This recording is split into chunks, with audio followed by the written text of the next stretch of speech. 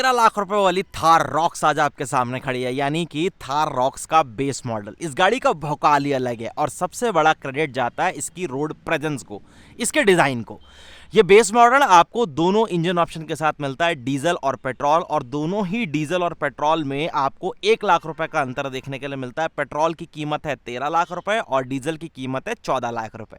सामने जो आप देख रहे हैं ये इसका डीजल है, केवल मैनुअल ट्रांसमिशन का ही ऑप्शन आएगा। बेस वेरिएंट में कोई ऑटोमेटिक आपके लिए ऑप्शन में नहीं रखा गया।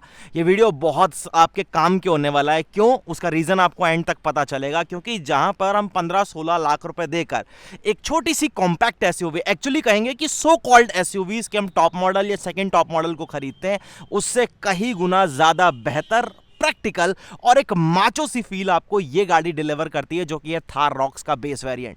आपको हर चीज यहां पर मिलेगी। 6 एयरबैग स्टैंडर्ड है, एबीएस, ईबीडी, फ्रंट में डिस्क ब्रेक और पीछे आपको नॉर्मल ड्रम ब्रेक्स मिलेंगी। ब्रेक डिस्क वाइपिंग आती है, हिल assist, hill descent control, electronic safety control, traction control, ऐसे मल्टीपल सेफ्टी फीचर हैं। और ग्लोबल एनकैप और भारत एनकैप में गाड़ी को सेफ्टी रेटिंग में मिले 5 स्टार।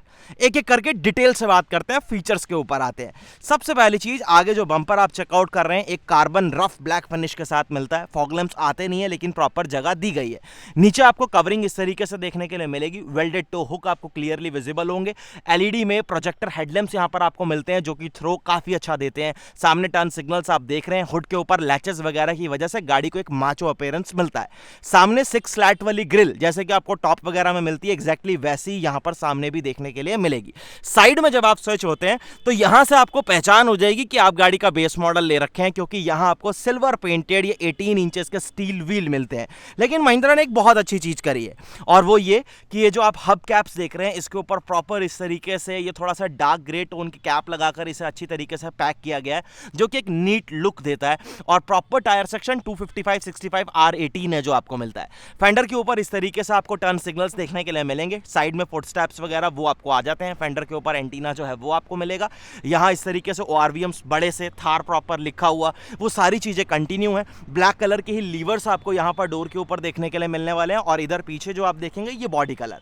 बाकी ये जो हमने जैसे टॉप में आप देखते हैं, सेम उसी तरीके की सारी यहां पर आपको जो कारीगरी है वो दिखती है। थार रॉक्स बनी हुई, कैमल बना हुआ, थोड़ा बहुत डेजर्ट वाला लुक, वो एक ऑफ रोडिंग वाला फील आपको देता है।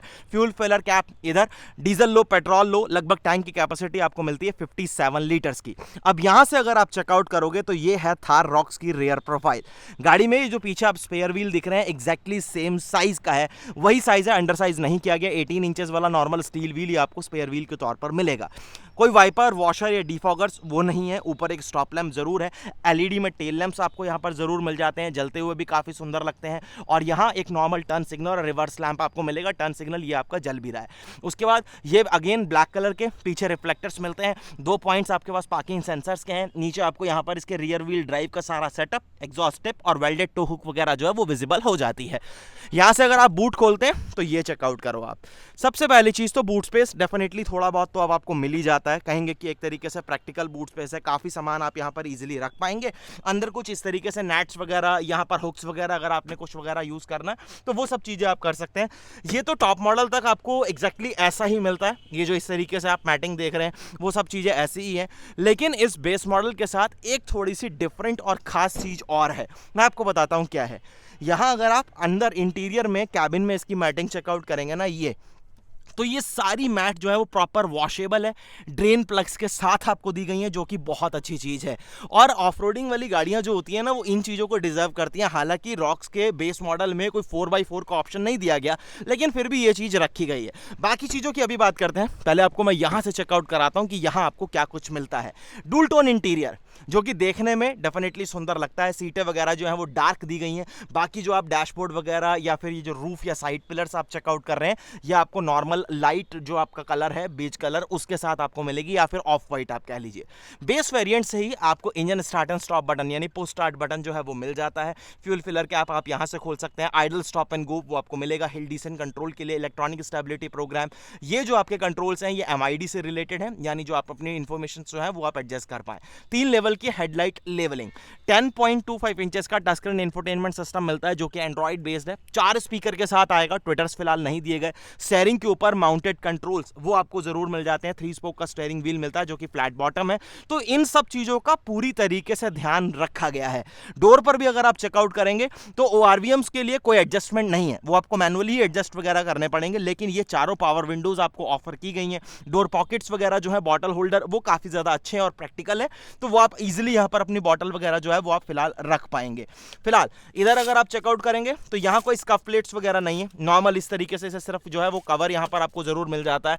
लेकिन अगर आप ये ड्राइवर साइड की सीट चेक कर रहे हैं तो इसमें आपको हाइट के लिए मैनुअल एडजस्टमेंट जो है वो दिया गया है। इवन आर्मरेस्ट जो है वो भी आपको यहां पर दिया गया और ये लेदर रेटेड है, आप इसे चाहें तो थोड़ा बहुत स्लाइड भी कर सकते हैं इस तरीके से, अगर आप करना चाहें तो वो भी आपके पास एक एडवांटेज है।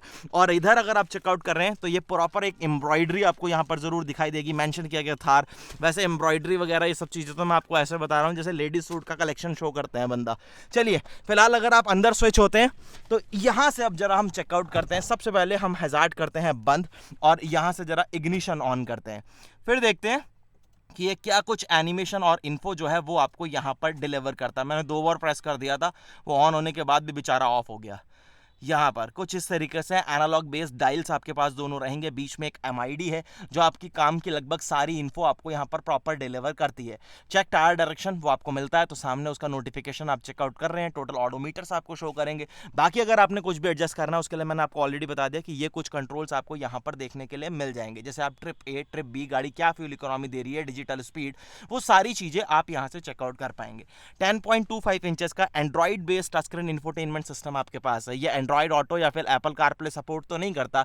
4 स्पीकर आपको नॉर्मल से जरूर मिल जाते हैं फिलहाल आपका काम चलाने के लिए, लेकिन थार का बंदा थोड़ा शौकीन होता तो आप अपग्रेड तो आपको कराना पड़ेगा।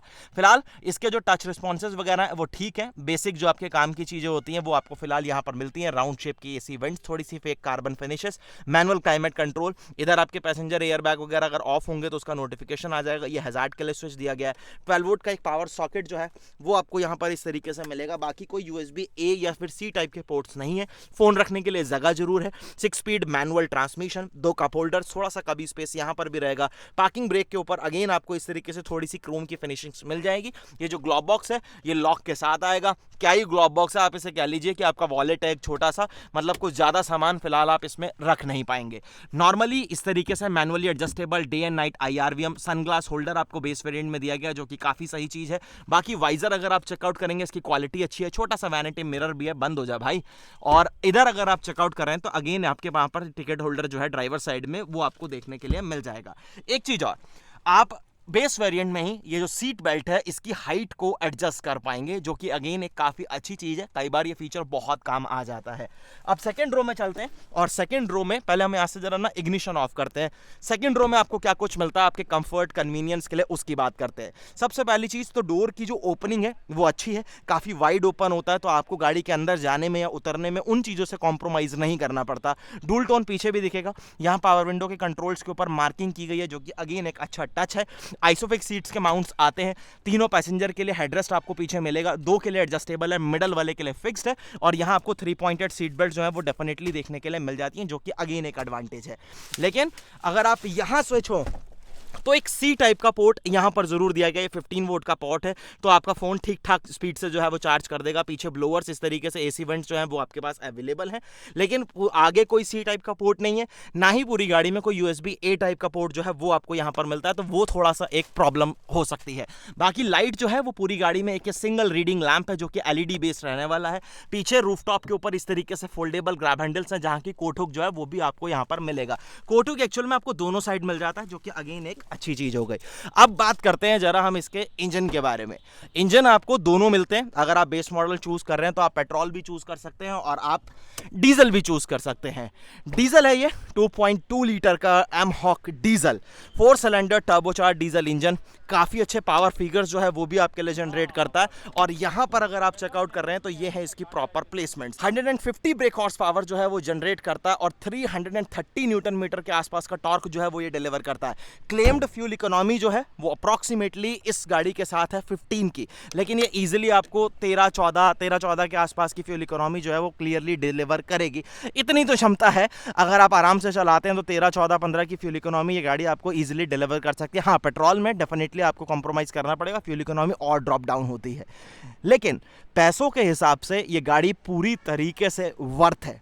अगर आपको एक ऐसी गाड़ी चाहिए जो बहुत ही सॉलिड सी रोड प्रेजेंस दे, आपको गाड़ी चलाने में एक मज़ा आए, एक फन टू ड्राइव एक्सपीरियंस आपको डिलीवर करे, तो भाई थार रॉक्स का बेस मॉडल यानी आपके लिए सब कुछ लेकर आया है। जो चीज़ें नॉर्मली बंदा थार के साथ कस्टमाइज कराना ही चाहता है, बस वही चीज़ें महिंद्रा ने नहीं दी है। एलॉय सब बदलते हैं, नहीं दिए। हेडलैम्प्स आप अपग्रेड करा सकते हैं तो आपको डीआरएल्स वाले मिल जाएंगे, वैसे तो ये भी बहुत बढ़िया लगते हैं, लेकिन अगर आपको डीआरएल्स वाला ही शौक है तो आप टॉप मॉडल वाले इसमें ईजिली फिट करा सकते हैं, वो भी कोई इशू नहीं है। मैटिंग वगैरह आप अपने हिसाब से ही डालते हैं, उसके लिए भी आपको ऑप्शन दिए गए कि नीचे प्रॉपर वॉशेबल वगैरह सब कुछ दिया, आप अपने हिसाब से करवा लीजिए। सीट कवर आप अपने हिसाब से, यानी प्रॉपर इंटीरियर आप अपने हिसाब से कस्टमाइज करा लीजिए। काम के सारे बेसिक फीचर्स आपको बेस मॉडल से ही महिंद्रा ने थार रॉक्स के साथ दे दिए हैं। कैसी लगी गाड़ी आपको मुझे एक बार कमेंट सेक्शन में जरूर बताना, और वीडियो अच्छा लगा हो तो लाइक शेयर सब्सक्राइब करने में कोई कंजूसी नहीं। जल्द मुलाकात होगी एक नई वीडियो के साथ। धन्यवाद।